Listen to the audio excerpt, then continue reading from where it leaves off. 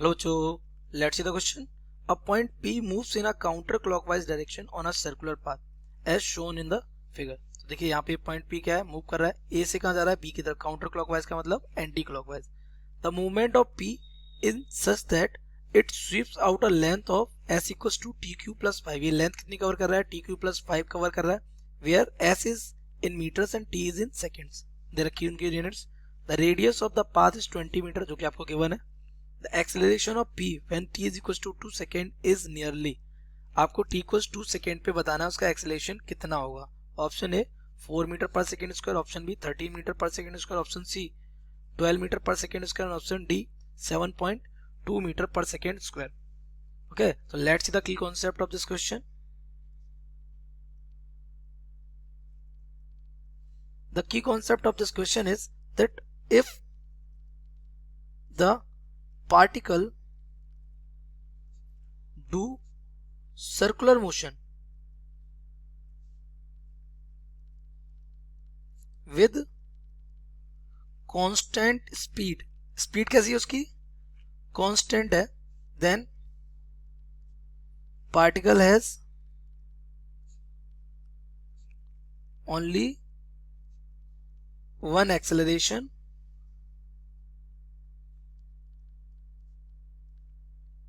which is centripetal acceleration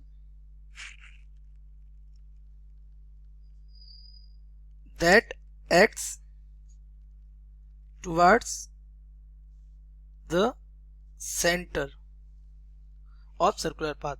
okay, तो ये अगर उसकी स्पीड कांस्टेंट है तो उस पर सिर्फ एक एक्सेलरेशन लगेगा, वो भी सेंट्रीपिटल एक्सेलरेशन लगेगा. ओके, और जो कहाँ सेंटर की तरफ एक्ट करेगा, that will be your AC is equals to v square upon r. एक तो लॉजिक हमारा ये है, इतना लगेगा. लेकिन if the speed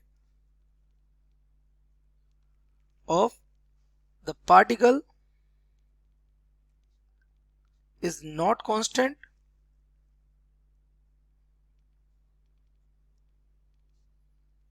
then another acceleration tangential to circular path acts. ये तो फिर दो एक्सेलरेशन हो जाएंगे हमारे, एक कौन सा, एक सेंट्रीपिटल और एक ये हमारा जो उसकी स्पीड को क्या कर रहा है, चेंज कर रहा है. पॉइंट ये है कि हमारे इस क्वेश्चन में t इक्वल टू सेकेंड पे उसके पास एक्सेलरेशन होंगे कितने, तो इसके लिए चेक करना पड़ेगा इसकी स्पीड कांस्टेंट है या वेरिएबल. तो हमें गिवन है, गिवन क्या है, हमें गिवन है डिस्टेंस कवर्ड दे रखी है उसमें कितनी, T cube plus 5. It is T cube plus 5. तो अगर इसकी स्पीड निकालें तो उसको डिफरेंशिएट कर दे रहे हैं विद रिस्पेक्ट टू टी, तो ये हमारा आ जाएगा ds ओवर dt. तो ये हमारा आ जाएगा 3t स्क्वायर. तो ये तो आ गया v, कितना आ गया 3t स्क्वायर. तो आप ध्यान से देखिए किस पे डिपेंड कर रहा है, टाइम पर. तो इट इज वेरिएबल, स्पीड कैसी है, वेरिएबल. तो ये वाला एक्सेलरेशन हमारा यहाँ पे लाई कर रहा होगा, तो इसका एक्सेलरेशन अगर निकालें, हेंस टेंजेंशियल एक्सेलरेशन, एक्सेलरेशन ये क्या हो जाएगा, a मान लेते हैं इसको, ये हमारा हो जाएगा dv over dt. Change in speed होगा ये, तो d ओवर dt. ये कितना हो रखा हमारा 3t स्क्वायर. तो एक्सेलरेशन ये आ जाएगा हमारा कितना, 3 टू 6t. पावर आगे आ जाएगी, एक पावर हो जाएगी कम, 6t. अब आपसे पूछ कब रहा है, जब पार्टिकल कहाँ होगा, at t equals to 2 second.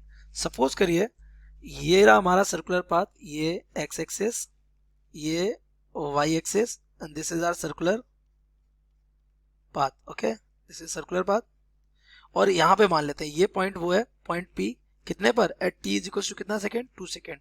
तो इस पॉइंट पर इसके पास कितने एक्सेलरेशन होंगे, एक तो सेंटर की तरफ होगा, ये कौन सा acceleration, it will be the centripetal acceleration AC vector. और एक टेंजेंशियल होगा इधर, it will be the A vector. तो अगर A का मैग्नीट्यूड यहाँ निकालें तो A हमारा आ जाएगा t इक्वल्स 2 सेकेंड पे एक्सेलरेशन कितना हो जाएगा, 6t की जगह 2 रखेंगे तो 6 इंटू 2, दैट मीन्स a आ जाएगा 12 मीटर पर सेकेंड स्क्वायर. है ना। And at t equals to 2 second speed कितनी होगी इसकी, v is equals to, speed कितनी निकाली थी हमने इसकी, स्पीड है 3t square, that means 3 into 2 square, that means 3 into 4, that means speed कितनी आ जाएगी इसकी, 3 4 12 मीटर पर सेकेंड। लेकिन स्पीड से क्या करना, यही स्पीड इसके लिए क्या बना रहेगा, centripetal acceleration. Now centripetal acceleration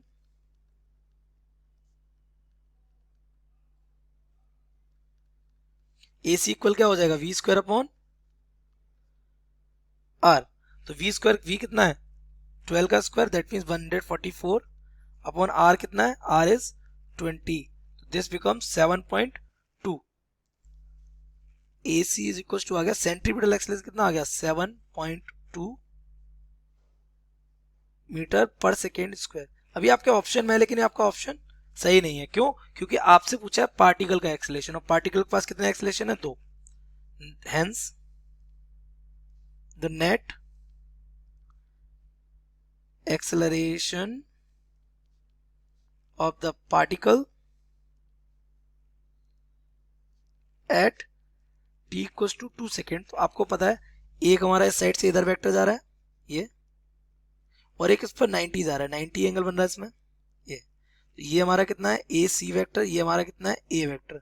इसका रिजल्टेंट कैसे निकलेगा, इधर ये पैरेललोग्राम से, जो कि इसके हाइपोटेन्यूज के क्या हो जाएगा, इक्वल हो जाएगा। तो इसका नेट एक्सेलरेशन आ जाएगा ए इज इक्वल टू, किससे आएगा, ये पाइथागोरस से आ जाएगा, अंडर रूट के अंदर ए स्क्वायर प्लस ए सी स्क्वायर। तो ए कितना आया था हमारा 12, 12 का स्क्वायर हो जाएगा 144, एंड ए सी स्क्वायर कितना हो जाएगा 7.2 का होल स्क्वायर। तो यहाँ से आ जाएगा अंडर रूट के अंदर 144 प्लस 7.2 का स्क्वायर 51.84, ये आ गया। इनका ऐड करेंगे आप तो ये आ जाएगा, एंड रूट के अंदर इसको ए डैश मानते हैं, नेट मान लिया तो, है ना। ये हमारा आ जाएगा 195.84, जो कि ऑलमोस्ट किसके इक्वल हो रहा है, 196 के। तो हमारा net acceleration A dash will be under root के अंदर 196, जो कि हमारा किसका, इसका रूट आ जाएगा कितना, 14 मीटर पर सेकेंड स्क्वायर। तो ये आ गया उसका एक्सेलरेशन। ऑप्शन अगर आप मैच करेंगे तो ऑप्शन ए 14 मीटर पर second square is correct. So the correct option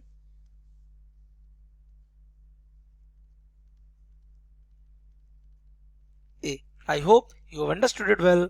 Best of luck.